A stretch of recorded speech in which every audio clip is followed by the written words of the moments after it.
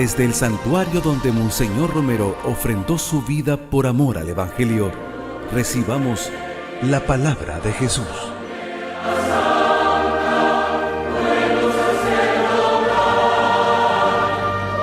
El Señor esté con ustedes. Proclamación de la buena noticia de Jesucristo según San Mateo. Gloria a ti, Señor.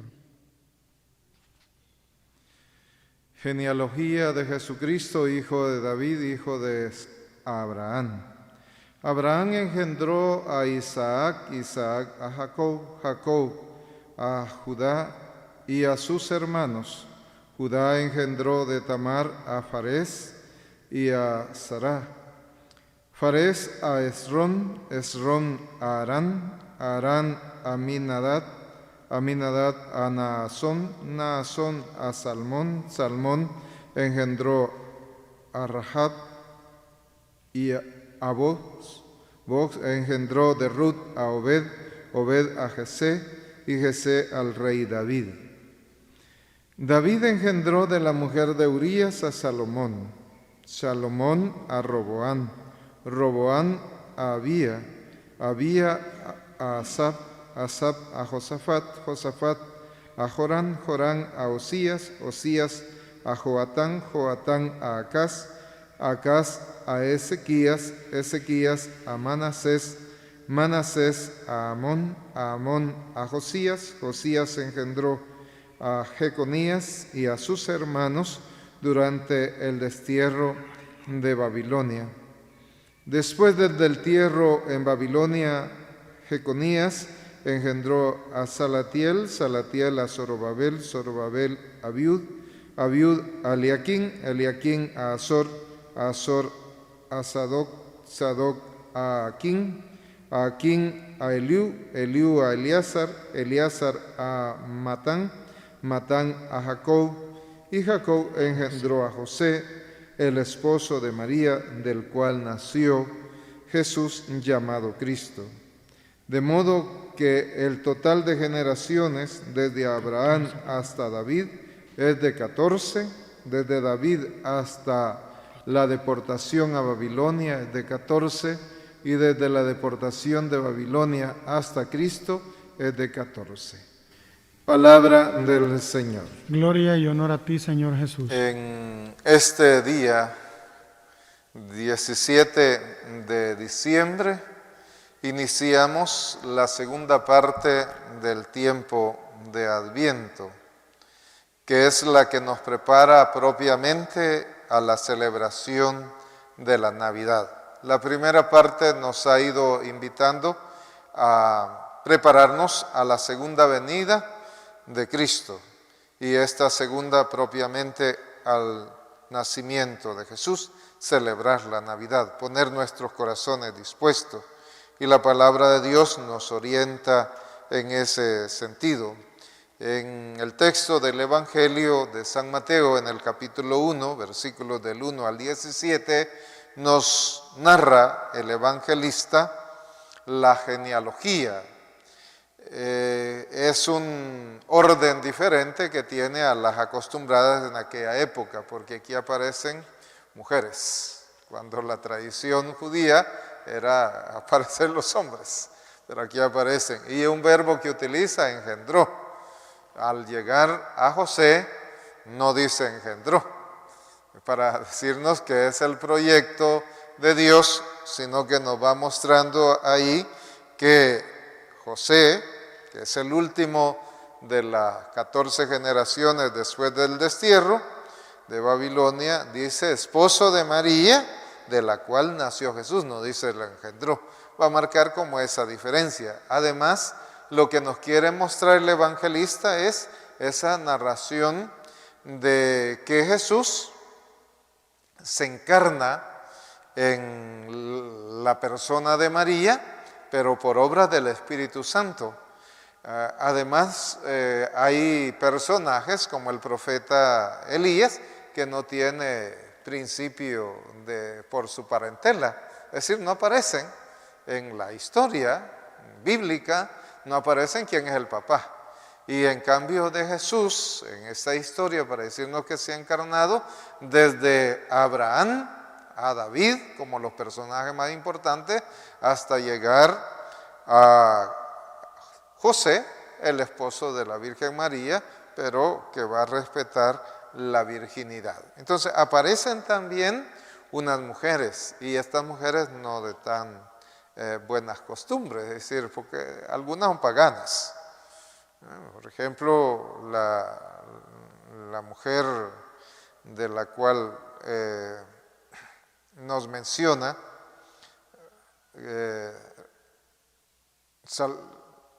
Salmón engendró de Rahab a Booz. Entonces, esa es una mujer que no es judía, sino es de otra raza. Y luego aparece Ruth, que ella engendró a Obed, que es el papá de Jesé, el papá del rey David. Entonces marca cómo además aparece la mujer de Urías. No era propia, legítima de las esposas de David, sino que Urías mandó a matar a Urías para quedarse con su esposa y de la cual nació Salomón. Entonces aparece toda esa diversidad de personajes importantes, algunos en la historia de Israel, pero lo más importante es como nos quieren decir esas 14 generaciones de Abraham a David y de David hasta que llega el destierro de Babilonia, son otras 14, va mostrando cómo toda esa descendencia, para que se cumpla lo que ya habían anunciado los profetas, que sería uno de la estirpe de David. Es decir, el rey, el Mesías esperado, va a ser descendiente de esa familia del rey David, que David no lo presenta que hechos un poco pecaminosos que comete, es decir, le quita la mujer a otro y lo manda a asesinar. Entonces toda esa situación, pero Dios sabe cómo lleva su historia. En el libro del Génesis, que nos presenta en la primera lectura del capítulo 49, que no es la que leímos porque leímos del jueves de la tercera semana, y hoy comienza la segunda parte, las ferias privilegiadas del Adviento. Entonces ahí nos cuenta el personaje de Jacob, bendice a sus hijos, pero los que más sobresalen son dos. Es decir, hay que leer todo el capítulo 49 para darnos cuenta. Entonces, que bendice a Judá y a José. No bendice al mayor. Y a Judá le dice que es un cachorro de león. Es decir, va a ser fuerte, va a luchar. Por eso el que va a permanecer esa tribu es la única que va a quedar fiel a esa dinastía de David, del cual va a nacer Jesús. Entonces, la predilección de Dios por estos personajes, como Dios va mostrando esa capacidad. José, despreciado por sus hermanos, por ser el soñador, el que interpretaba los sueños, pero Dios sabe cómo lleva esa historia y que va a ser muy importante en la partida. En los tiempos difíciles a Egipto, es José el que tiene cuello allá y el que va a conseguir alimento para sus demás hermanos y para su padre. Y luego va a regresar, aunque ya no regresa vivo, ya regresan los huesos que traen para enterrarlo en la tierra donde había enterrado, que había comprado Abraham a los habitantes de esa región para enterrar a Sara, y ahí enterraron a él, a Jacob, y ahí también a José. Entonces va a marcar como esa experiencia de vida de estos personajes que nos cuenta la historia de salvación, porque todos estos días, desde ahora 17 de diciembre al 24, es como la novena privilegiada de preparación a la Navidad. Y estos personajes nos van mostrando que son como el modelo a seguir en nuestro caminar de esperanza. Es decir, nos dan esperanza. Es una búsqueda de ese encuentro. Es decir, este padre que bendice a sus hijos. Como en México tienen la buena costumbre, cuando el niño va a la escuela, no lo va a dejar, entonces lo lleva el autobús, pero la mamá lo santigua, es decir, lo persina, decimos aquí en El Salvador, entonces como una manera de desearle la bendición. Y Jacob ya sus años están para terminar, antes de morir, da esa bendición. En nuestras culturas a veces no tan cristianas, lo que quedan es pleitos. No es que la bendición y conforme con todo lo que hicieron los viejitos por comer tortilla con sal para poder comprar algún su terrenito, para dejarle algo a sus hijos. No, pleito es lo que dejan, no bendiciones. Entonces son una manera como que nosotros podamos aprender de estos personajes importantes que nos presenta la liturgia de estos días. Como más de alguna vez habremos escuchado, Monseñor Romero nace también de una familia pobre, pues, el cartero, el papá, y que hasta él le ayudaba a repartir allá en el lugar, Ciudad Barrios. Entonces eso marcaba una experiencia que a veces pasa como lo que pasó con Jesús, de Natanael, que encontrado por Felipe, le dice, ven, hemos encontrado a Jesús de Nazaret, el Mesías, y de Nazaret que puede salir. Entonces a veces consideramos que hay ciertos lugares que no puede salir nada bueno, pero Dios sabe cómo lleva sus asuntos. Lo mismo en el caso de la Virgen María, no es que es un habitante de Jerusalén y de la alta sociedad, sino que es una persona sencilla, joven y que arriesgada, ¿verdad?, en el participar del proyecto de Dios, a la cual Él la invita. Vamos a escuchar el domingo esa narración donde el ángel se le aparece a la Virgen. Entonces muestra cómo Dios, que tiene predilección por los más sencillos, por los más pequeños, y que ahí puede hacer cosas grandes, porque lo que para el hombre parece imposible, para Dios todo es posible en la medida que se confía, que se cree. Entonces, eso es lo que nos está mostrando la liturgia de la palabra, todos estos personajes, para darnos a conocer cuáles han sido los antepasados de Jesús, y que ha llegado a ser el esperado por Israel, anunciado por los profetas, no creíble por todas las personas, pero lo importante es que nos muestra que no es alguien que aparece de repente, sino que tiene su descendencia, tiene su genealogía.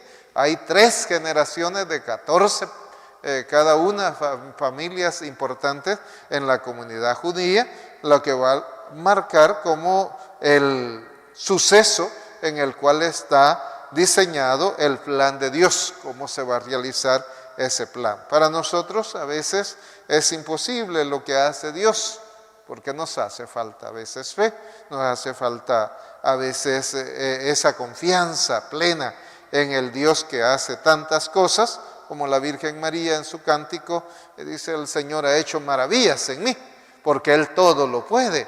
Esa es la experiencia que tenemos que hacer los cristianos en este tiempo, como la palabra de Dios nos va comunicando, esas experiencias, esas vivencias, porque eso es lo importante para los autores, la teología bíblica.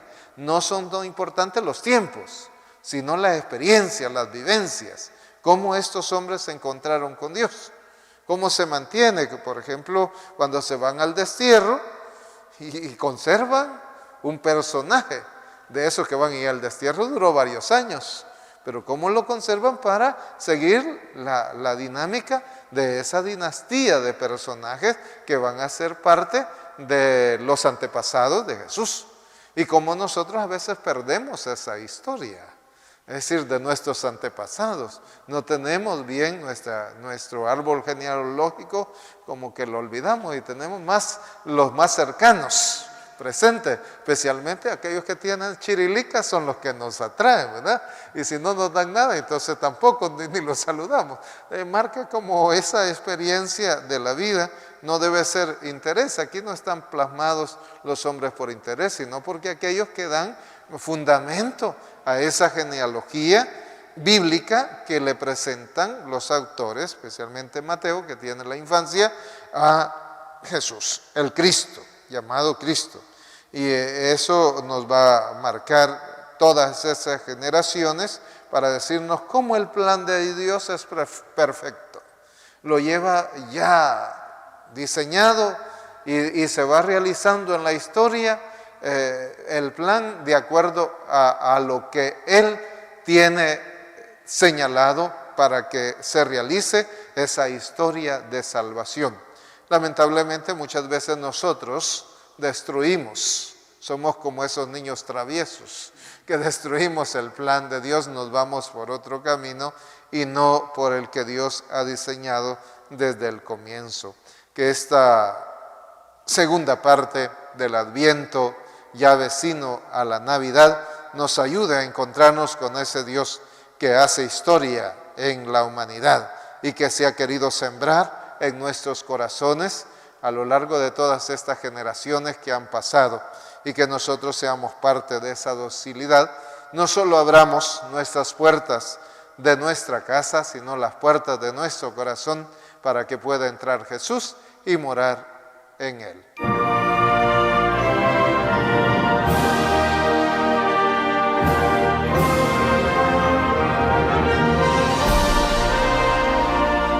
Esto fue la palabra de Jesús.